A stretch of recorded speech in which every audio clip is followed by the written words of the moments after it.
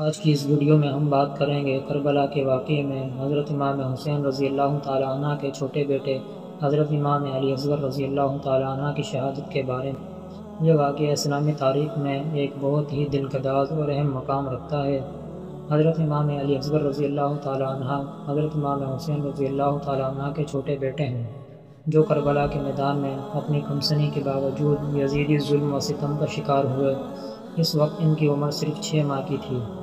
10 محرم الحرام کو جب کربلا کے میدان میں پانی کی شدید قلت تھی اور یزیدی فوج نے پانی بند کر رکھا تھا، حضرت امام حسین رضی اللہ تعالیٰ عنہ نے حضرت امام علی اصغر کو گود میں اٹھایا اور یزیدی فوج کے سامنے پیش کیا۔ آپ نے انہیں پانی دینے کی درخواست کی۔ حضرت امام حسین رضی اللہ تعالیٰ عنہ نے فرمایا، اے لوگو، اگر تم مجھ پر رحم نہیں کرتے تو کم از کم اس معصوم بچے پر رحم کرو جس کی پیاس کی شدت سے نازک حالت ہو چکی ہے۔ مگر یزیدی فوج کے سردار عمر بن سعد نے حرملہ بن قائل ازدی کو حکم دیا کہ علی اصغر رضی اللہ تعالیٰ عنہ کو تیر مار کر شہید کر دو۔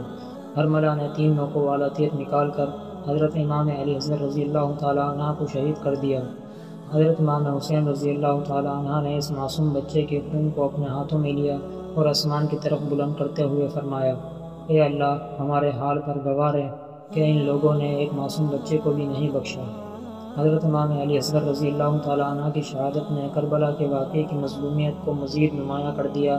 یہ واقعہ ہمیں یاد دلاتا ہے کہ ظلم و ستم کے خلاف حق و انصاف کے لیے کھڑے ہونا چاہیے اس کے لیے کتنی ہی بڑی قربانی کیوں نہ دینی پڑے۔ حضرت امام علی اصغر رضی اللہ تعالیٰ عنہ کی شہادت ہمیں صبر، استقامت اور حق کے راستے پر ثابت قدم رہنے کا درس دیتی ہے۔ ہمیں ان کی قربانی کو یاد رکھتے ہوئے اپنی زندگیوں کو حق و انصاف کے مطابق گزارنا چاہیے۔ ہماری آج کی ویڈیو دیکھنے کا بہت شکریہ۔ اگر آپ کو یہ ویڈیو پسند آئی ہو تو اسے لائک کریں، شیئر کریں اور ہماری چینل کو سبسکرائب کریں۔